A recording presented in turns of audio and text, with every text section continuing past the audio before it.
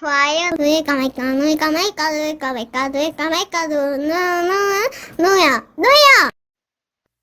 안녕하십니까. 태무스타일 채널의 태무입니다. 오늘은 구독자님들께서 꼭 알아두셔야 할 세 가지를 준비했는데요. 알고 계신 분도 있고 아직 모르시는 분들도 있는데요. 중간중간에 관련된 세부 내용까지 있으니까 영상 꼭 끝까지 시청해 주시길 바라겠습니다. 피가 되고 살이 되는 내용이니까 참고하시길 바라겠습니다. 운전을 하시다 보면은 안전운전 한다고 해도 다른 사람이 갔다가 박아서 사고가 날 수도 있고 차가 고장이 나서 운행을 못하는 경우가 있어요. 그리고 단속에 걸려서 피 같은 생돈이 나가게 되는 경우도 있습니다. 이런 경우에 대처하는 방법을 알려드리고자 하니까 잘 보시고요. 만약 이런 경우가 발생이 되면 3초 동안 심호흡을 하시고 차근차근 처리하시길 바라겠습니다. 저는 이 단속에 걸려서 내는 돈이 진짜 아깝더라고요. 제가 잘못해서 내는 돈이기는 하지만 엄청나게 아깝더라고요. 나라에 갖다주는 세금이 얼만데 거기다가 플러스 알파까지 해갖고 세금을 내고 있어요. 어떻게 보면 애국자인 거죠. 이제 시작할게요. 첫 번째로 고속도로에서 사고 났거나 뭐 차량 고장으로 정차했을 때 2차 사고를 방지하기 위해서 견인 서비스를 불러야 하잖아요. 맞다.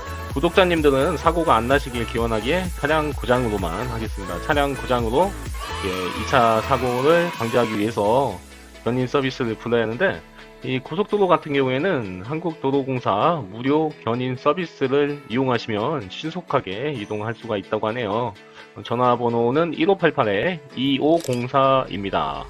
가까운 톨게이트나 휴게소에 대기하고 있다고 하니까 아무래도 그 출동이 빠르겠죠.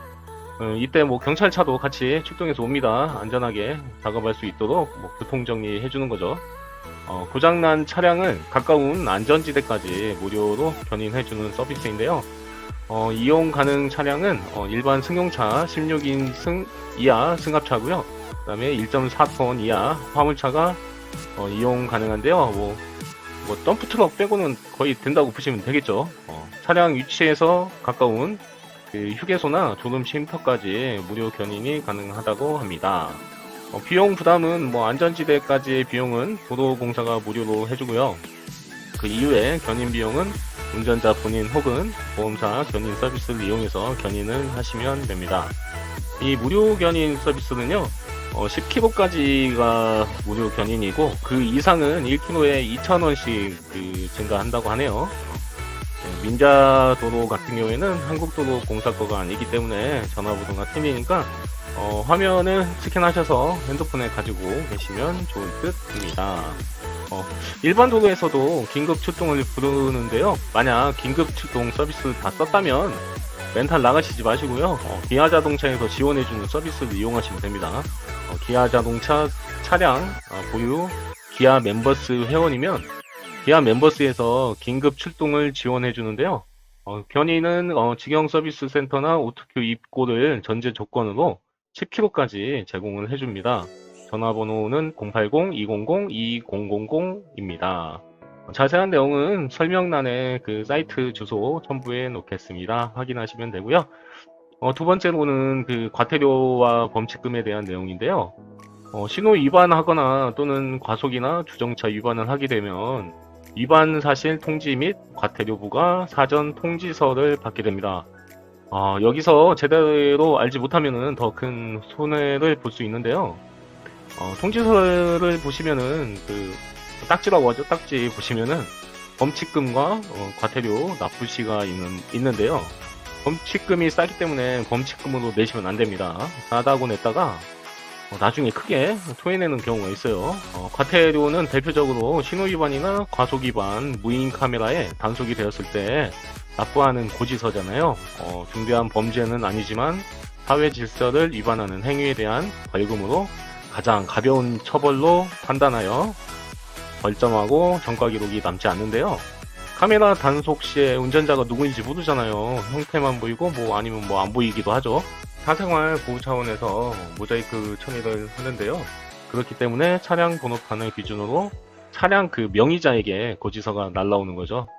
그렇지만 범칙금은 형사나 경찰관에게 단속을 통해서 현장에서 적발되었을 때 납부하는 방식인데요. 현장에서 납부되는 거라서 운전자가 누구인지 알 수 있잖아요. 그렇기 때문에 범칙금에 벌점까지 부과가 됩니다.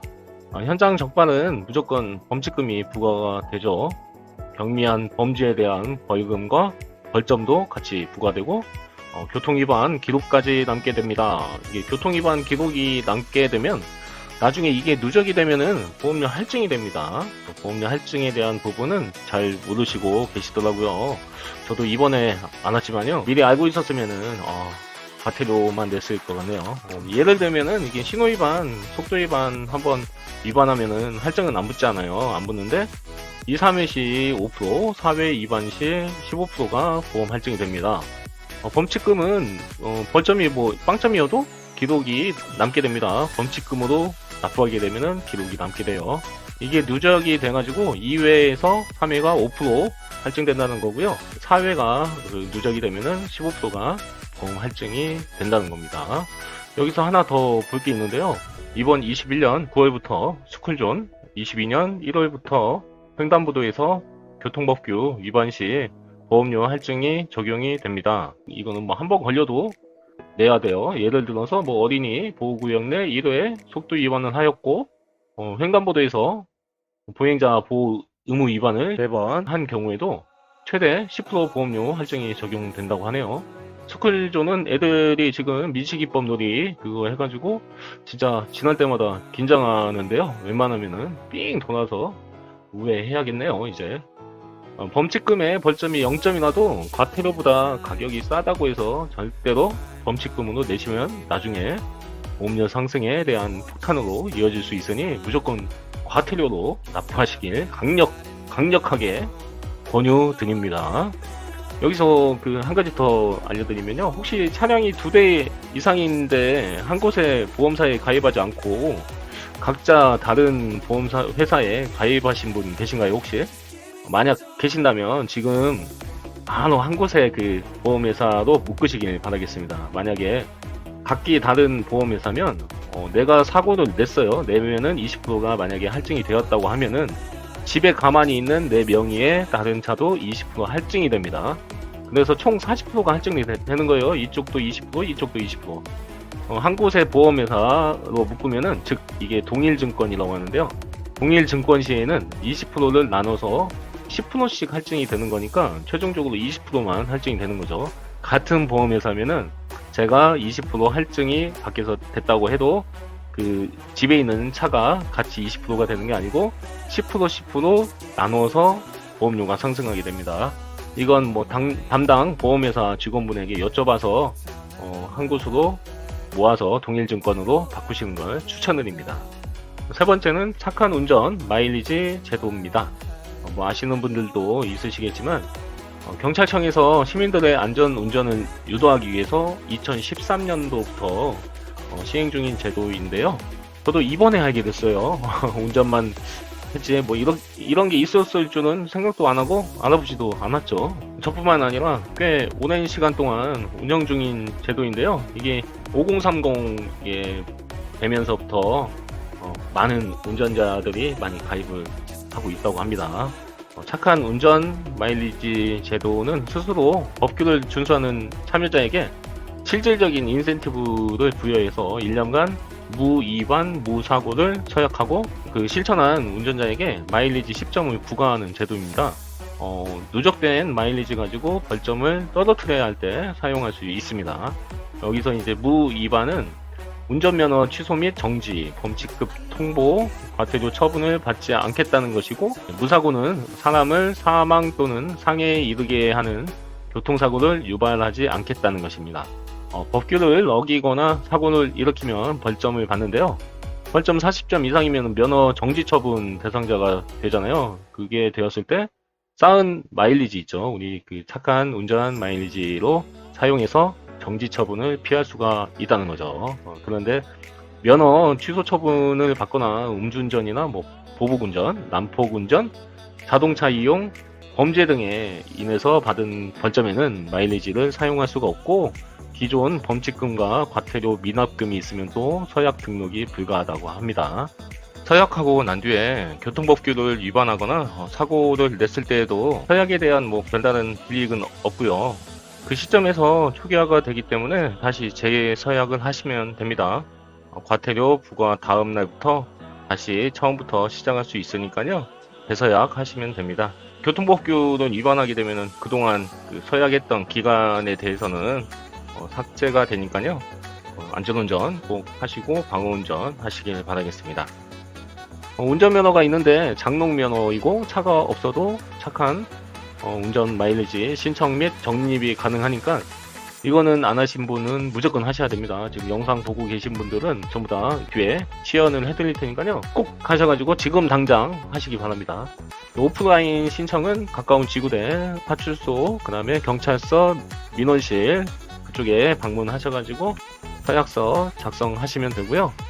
간단하게 온라인에서는 경찰민원센터 24 여기는 뭐 공인인증서가 좀 필요합니다. 그리고 정부 24 홈페이지에서 가능한데요. 정부 24가 비회원 누구인이 가능하니까 정부 24에서 하시는 게 좀 편할 겁니다.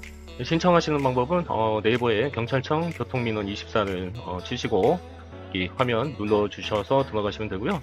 여기에서 이제 그 옆에 착한 운전 마일리지 클릭해서 들어가시면 되고, 그다음에 공인인증서 누구인은 하셔야 돼요. 이렇게 성함하고 주민번호 적어주시고 누구인 하시면은 공인인증서 선택해서 누구인 해주시면 되고요. 이렇게 하면은 누구인이 되면서 이 화면이 뜹니다. 여기 보면은 서약돼 있죠. 오른쪽에 그 옆에 저는 그림으로 막아놨는데요. 그 옆에 서약이라는 부분이 활성화가 되어 있는데 그거 눌러주시면은 이제 등록이 되는 겁니다. 정부 24에서 하는 방법은요. 정부 24 쳐주시고 정부 24 클릭해서 들어가신 다음에 검색어에 착한 운전 마일리지를 치시면은 검색이 됩니다. 여기 보시면은 신청 서비스 있죠. 여기서 신청을 눌러주시고 비회원 신청하기 하시면은 화면이 바뀌고요. 여기서 동의해 주시고 밑에 정보를 전부 다 입력하시면 됩니다. 이 화면이 뜨는데요. 저는 서서 해가지고 안 됩니다. 그래서 성명하고 주민번호 눌러주시면 됩니다. 홈페이지에서 내가 신청한 시점부터 적립 마일리지도 확인이 가능하니까 벌점이 있는 경우에는 마일리지로 벌점을 없애면 됩니다. 자, 이제 첫 번째로 고속도로, 민자도로, 일반도로에서 견인 서비스를 이용하실 때의 팁과 두 번째 그 과태료, 범칙금의 차이 및 범칙금으로 인한 보험료 인상, 세 번째 범칙금에 대한 그 벌금을 차감할 수 있는 팁에 대해 알아보았습니다. 꼭 숙지하셔서 좀 불이익 당하는 경우 없으시기를 바라겠습니다. 지금까지 시청해 주셔서 감사드리고요. 안전운전 하시길 바라겠습니다. 즐거운 하루 되시고요. 푹 쉬십시오. Do I like that it's easy to figure you out?